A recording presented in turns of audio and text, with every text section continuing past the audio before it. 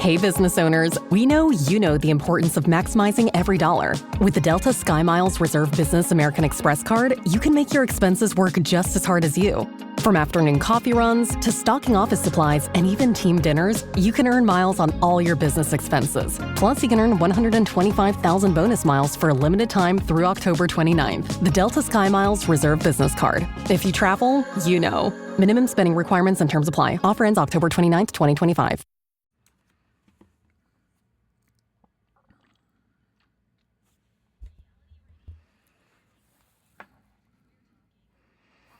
Well, your predilection for typing is causing me to be a bit miserly when it comes to these Friday Q&A shows.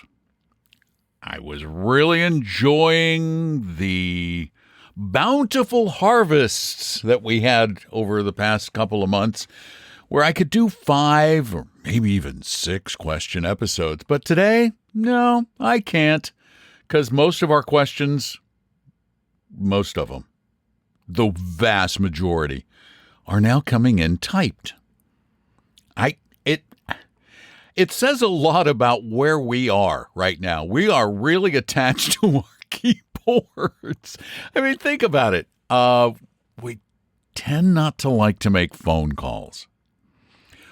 We're getting out of speaking practice. So I'm trying to help you get back in practice. Go to talkingrealmoney.com, hit the button that says contact us, and then speak your question. Your phone has a mic. I know your phone has a mic, and the quality is probably pretty good. Most of your computers have a mic, and many of you even have a pretty good mic hooked to your computer. And so if you speak the questions, then they get placed in the Friday Q&A podcast. If you type them, who knows where they're going to land. We're going to try and answer them somewhere, but they'll land all over the place. So go to talkingrealmoney.com, send me your questions, because I have to limit this week's episode to a mere 4 like last week, because that only leaves me 1 left for next week, which would be the shortest Q&A episode in history. Unless, of course, I have CathGPT read some of those typed ones, which I might be forced to do. I don't know. Anyway, we do have questions, and I'm grateful for those. Thank you so much. Let's get to the first one. Hi, Tom and Dom. This is Ovais from Southern California. I have a question regarding a tool or some advice you can provide me regarding how do I make a decision on my work pension. If I retire at 65, my pension will be about 1.5 to 1.6 million if I take a lump sum, or I can get between 14 and 15,000 a month for second to die annuity from them, where both it will be available for both my wife and I at 100%. As long as we live, we'll get that. And just to give you some context, I'll have some additional money from my 401k, around between 4 to 5 million at that point, in a traditional IRA mostly, a very little in Roth. So with those things in mind, what would be the best way that I could make a decision whether to take a lump sum at retirement or to take the annuity? Any suggestions you can make, any advice you can give, I would appreciate that. Well, this is a really attractive annuity. If the numbers you're giving me are accurate, this is a really attractive annuity. Most of these questions sit squarely at the intersection of math and emotions, where there's an emotional side and there's a math side. This one is, wow. This one has just barreled right through the need to even consider the emotions. If these numbers are right, because let's say you invested $1.5 million at 7% per year, which is probably a reasonable-ish balanced portfolio. That money's going to run out in less than 15 years, paying $14,000 a month. Now, when you give a lump sum like that to an insurance company or whomever to pay out a pension, you lose the use of that money. But in this case, That money's not going to do nearly, it appears to me, not nearly as much for you. And here's the other part of this that brings us back into that emotion money intersection, emotion math intersection, and that is the fact that you've got $5 million. You're going to have about $5 million in assets that can grow and be used for flexible purposes.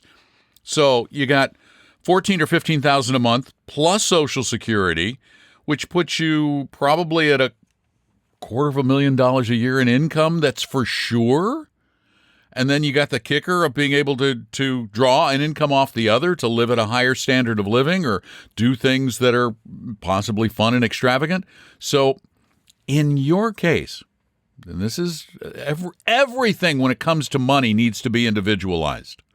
It really does, and that's why the psychology of it becomes so important. But in your case, I'd be really tempted. You've got everything going for you, and to have that security of $14,000 to $15,000 a month, I'd be really tempted to take that pension. I really would, not the lump sum. Thanks so much for your question. Remember, you can talk your question at talkingrealmoney.com. And also, if you like to talk questions and have a conversation, call us on Saturdays at 855-935-TALK, starting at 3 p.m. Eastern when we do a radio show. You can also type the questions if you want at talkingrealmoney.com. Now, the next one. Hey, Tom and Don, this is Jason.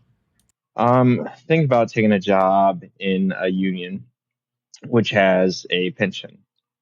I have a 401k through my current employer with Fidelity. I also have an IRA through Fidelity. I'm not sure if I should leave my 401k through my employer's or if I should move it to my IRA. Well, that's the first question. Jason has two questions. This one it's not going to matter a whole heck of a lot. I mean, it's kind of nice to consolidate them because for rebalancing purposes and just plain old management, it's easier to have them in just one account. But is it a lot easier? I don't know. For me, it would come down to what are my choices in the employer plan versus the IRA. If I have the same choices, then it makes it a much harder decision. If you have better choices in your IRA, it makes it a much easier decision.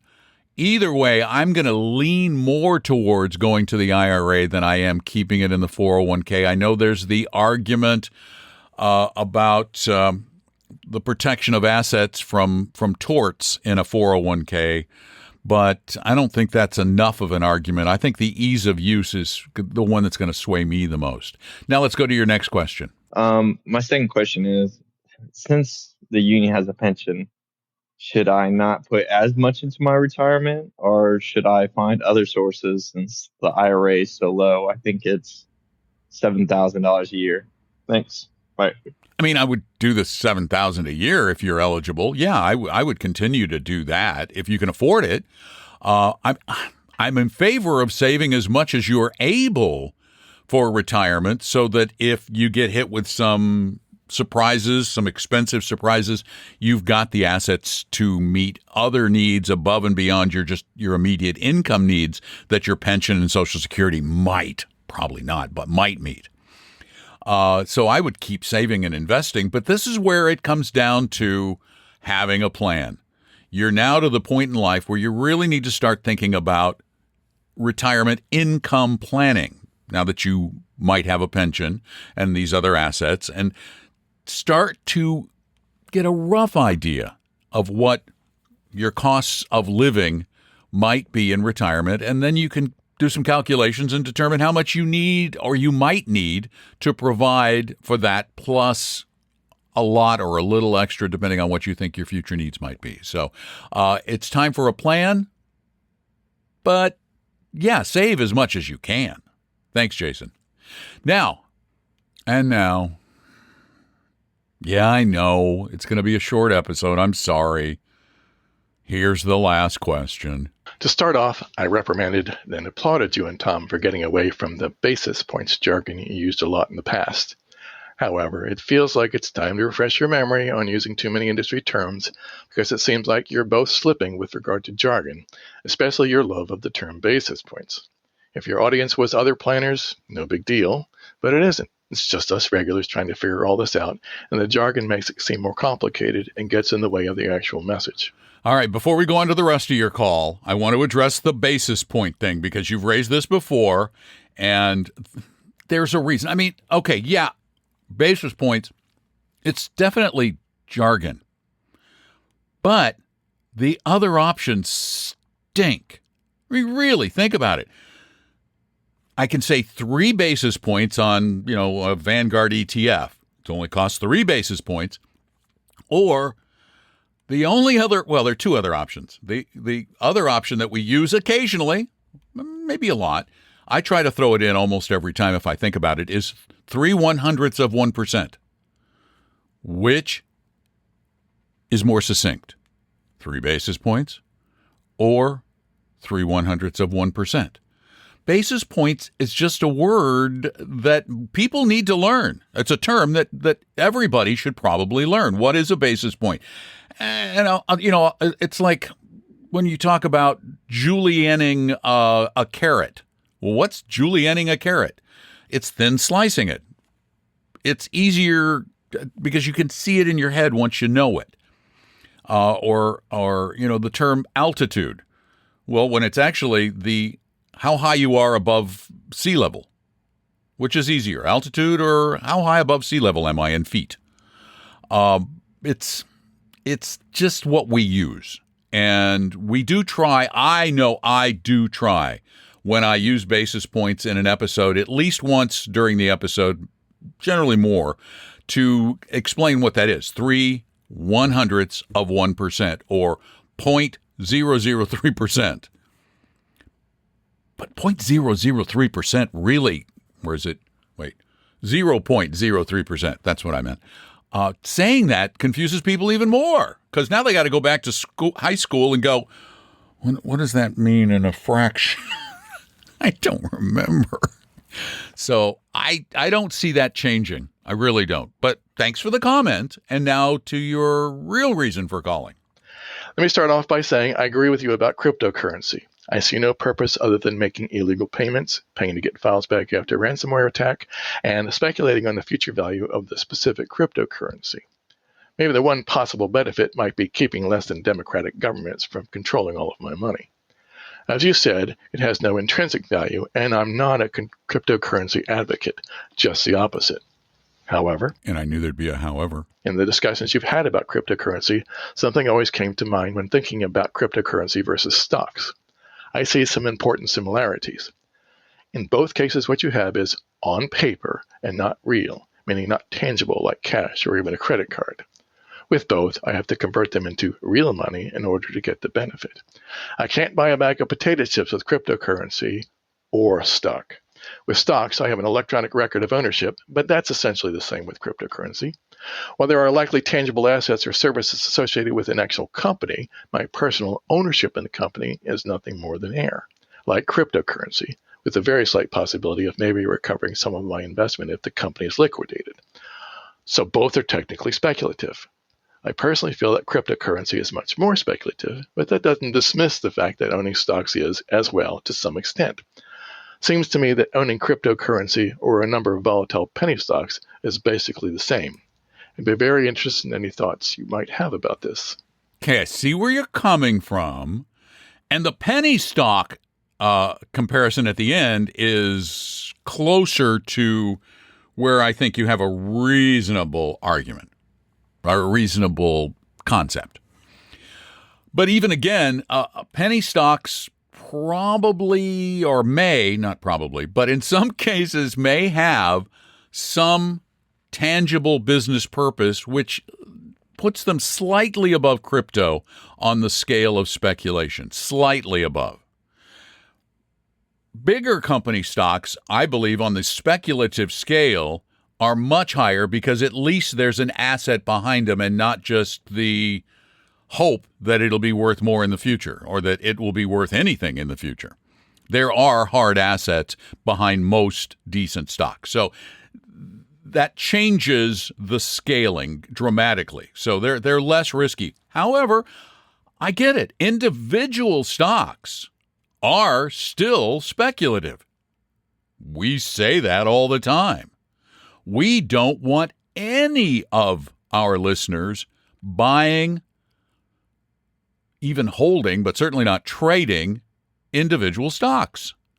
It is high risk. As high risk as crypto? Not even close. Not even in the same universe, but risky nonetheless. Speculative, sure, because any company can drop to very little and maybe no value. Any individual company can do that.